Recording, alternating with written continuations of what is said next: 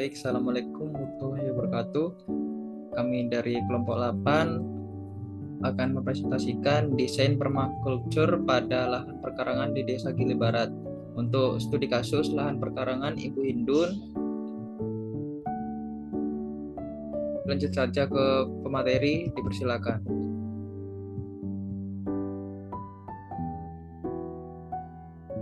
Untuk nama anggota kelompok 8, yakni ada Anggia Auliansa, Nisa Maisaro, Ulfa Utami, dan Diko Aryan Saputra. Di pendahuluan, kondisi geografis lahan perkarangan milik Ibu Hindun lokasinya termasuk dalam dataran rendah, yaitu memiliki tanah yang relatif datar dan mudah diolah. Kondisi iklim di daerah ini termasuk ke dalam iklim tropis. Jenis tanah yang dari pekarangan Ibu Hindun cenderung kering, namun tanaman yang tetap dapat tumbuh subur berada di daerah lahan kering membuat lahan perkarangan milik Ibu Hindun ini juga turut memiliki kondisi geografis yang secara umum kering. Terletak di daerah pesisir dengan curah hujan yang rendah, lahan perkarangan ini cenderung memiliki tanah yang kurang subur dan minim kandungan air. Struktur tanah kering dan agak berpasir yang menyebabkan air itu cenderung cepat meresap. Untuk tujuan pemanfaatan lahan, yakni yang pertama memenuhi kebutuhan sehari-hari, yang kedua sebagai hiasan penambah nilai estetika. Land owner wishlist. Kondisi saat ini, lahan perkarangan rumah saat ini ditanami berbagai jenis tanaman mulai dari tanaman tahunan, tanaman semusim, hingga bunga tanaman tahunan antara lain mangga, kelapa, pisang, nangka, dan duku. Sedangkan tanaman ubi yaitu jalar dan cabai. Selanjutnya yaitu tanaman bunga asoka merah, dan tanaman hias bonsai serut. Untuk tujuan pemanfaatan lahan, yang pertama memenuhi kebutuhan sehari-hari, yang kedua sebagai hiasan penambah nilai estetika. Harapan kedepannya, lahan perkarangan ini menjadi tempat berkebun untuk menanam sayuran untuk konsumsi pribadi.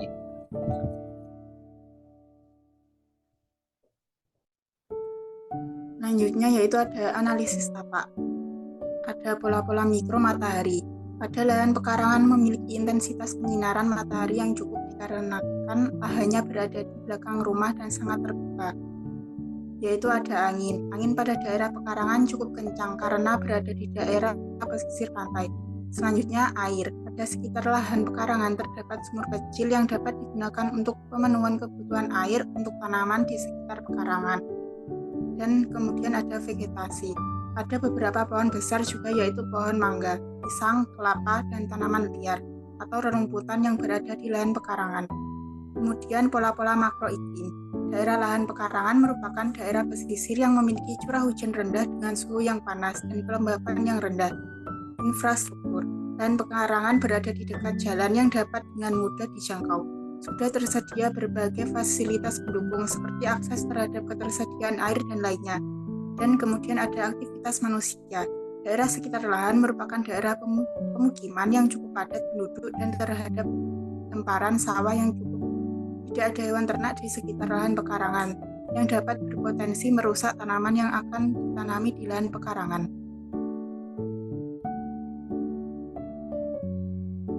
Selanjutnya yaitu analisis rekomendasi komoditas. Yang pertama ada tupang sari kacang tanah dan cabai. Menurut Milenawati et al., perlakuan tupang sari cabai dengan kacang tanah bersamaan lebih efisien dalam pemanfaatan lahan dibandingkan dengan monokultur cabai. Yang kedua, aquaponik sawi dan lele.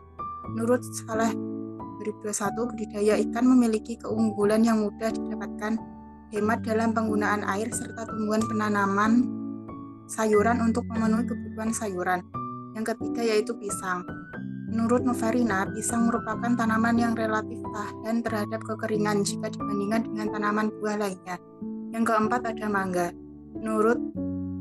Menurut Batimena dan Makanuku, yaitu mangga adalah tanaman yang relatif tahan terhadap kondisi kekeringan sehingga dapat tumbuh dengan baik di daerah yang memiliki curah hujan rendah atau musim kemarau panjang. Yang kelima ada kelapa. Menurut Aji et al., kelapa adalah tanaman yang tahan terhadap kondisi kekeringan dan dan dapat bertahan hidup dengan curah hujan yang minim. Akar kelapa yang dalam dapat mencari air hujan di dalam tanah. Yang keenam yaitu bunga kertas atau bougainville. Tanaman kertas atau dengan nama ilmiah bougainvillea adalah tanaman yang memiliki daya tahan dan dapat beradaptasi dengan cuaca ekstrim, baik panas yang berlebihan maupun dingin yang ekstrim.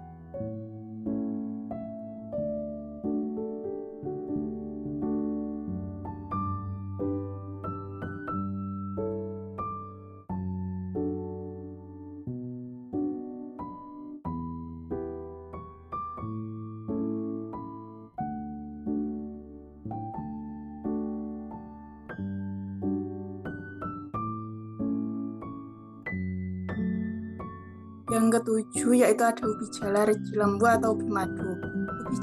Ubi cilembu memiliki kemampuan beradaptasi dengan baik di berbagai kondisi tanah, termasuk pada lahan kering. Selain itu, tanaman ubi jalar adalah tanaman yang mudah dirawat karena tergolong tahan hama dan penyakit, sehingga dapat menghemat biaya dalam proses budidayanya. Yang kedelapan ada terong ungu. Lahan kering dapat dimanfaatkan dan dikembangkan untuk komoditi pertanian, baik tanaman maupun hortikultura, seperti tanaman terong. Menurut Petri dan Sari, terong merupakan tanaman yang cocok untuk ditumpang sarikan dengan komoditas lain.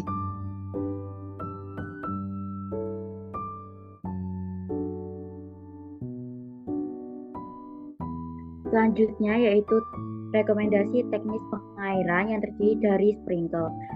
Irigasi sprinkle sendiri adalah sistem penyiraman yang mendistribusikan air ke tanaman dalam bentuk semprotan halus menyerupai hujan.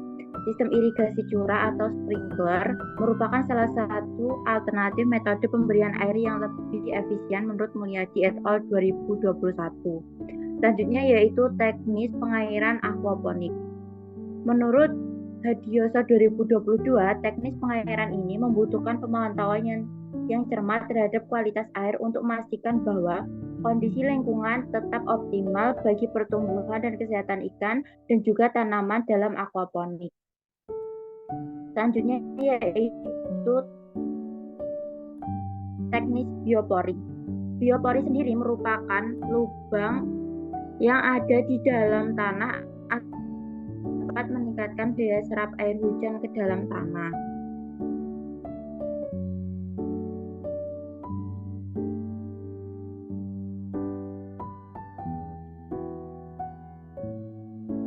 Selanjutnya yaitu rekomendasi pola tanam. Rekomendasi pola tanam yang direkomendasikan yaitu sistem tumpang sari. Tumpang sari sendiri merupakan suatu sistem budidaya tanaman di mana jenis tanaman atau lebih ditanam pada satu lahan dalam waktu yang bersamaan ataupun hampir bersamaan dengan tujuan untuk meningkatkan produktivitas lahan dan juga pendapatan petani. Selanjutnya yaitu rekomendasi teknologi. Teknologi yang digunakan yaitu teknologi sprinkler. Komponen sistem irigasi curah atau sprinkler terdiri dari pompa, saluran utama atau main line, saluran cabang atau submain, dan pipa lateral dan mata curah atau sprinkler. Kemudian ada biopori. Teknologi biopori sendiri mengacu pada lubang-lubang kecil yang dibuat secara vertikal ke dalam tanah dengan menggunakan alat khusus atau mesin.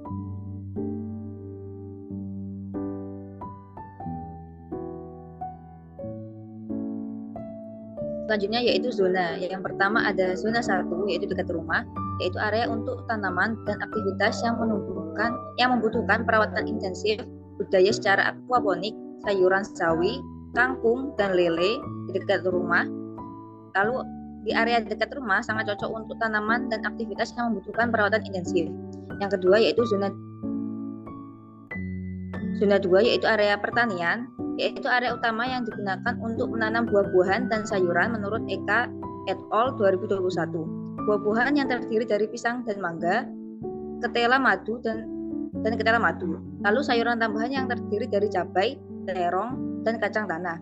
Menanam buah pisang, mangga, dan ketela madu di lahan kering bisa sangat menguntungkan jika dikelola dengan baik. Mangga dan ketela madu tahan kekeringan. Mangga memiliki akar yang dalam untuk menjangkau air di dalam tanah. Sementara ketela madu dapat tumbuh baik di tanah yang kurang subur. Menurut Bulawan et al. 2022. Yang ketiga yaitu zona 3, yaitu ternak dan pupuk, area yang digunakan untuk ternak kambing dan ayam. Menggabungkan kedua ternak yang dapat membantu memaksimalkan penggunaan lahan. Ternak ayam dan kambing bisa menjadi kombinasi yang cocok, terutama dalam skala usaha pertanian terpadu. Kedua jenis ternak ini memiliki kebutuhan yang berbeda, namun saling melengkapi dan dalam hal penggunaan sumber daya dan pengelolaan lahan menurut Saparinto 2024. Lalu ada analisis fungsional. Berikut merupakan analisis fungsional pada lahan pekarangan yang ditanami. Pekarangan samping kanan rumah merupakan area untuk tanaman dan aktivitas yang membutuhkan perawatan intensif. Budidaya secara aquaponik, sayuran sawi, kangkung, dan lele di dekat rumah. Area di dekat rumah sangat cocok untuk tanaman dan aktivitas yang membutuhkan perawatan intensif. Pekarangan belakang rumah merupakan area utama untuk penanaman buah-buahan dan sayuran. Buah-buahan yang terdiri dari pisang, mangga, dan ketela madu, sedangkan sayuran tambahan yang terdiri dari cabai, terong, dan kacang tanah. Pekarangan samping kiri merupakan area yang digunakan untuk ternak, kambing, dan ayam. Menggabungkan kedua ternak dapat membantu memaksimalkan penggunaan lahan. Ternak ayam dan kambing bisa menjadi kombinasi yang cocok, terutama dalam skala usaha pertanian terpadu. Kedua jenis ternak ini memiliki kebutuhan yang berbeda namun saling melengkapi.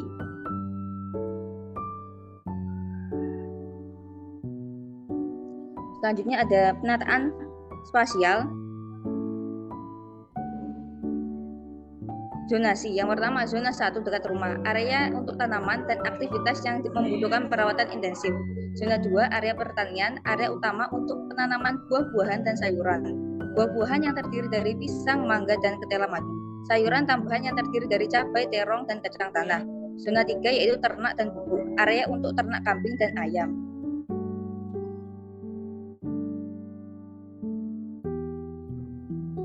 Baik, sekian dari presentasi kelompok kami. Kami akhiri. Wassalamualaikum warahmatullahi wabarakatuh.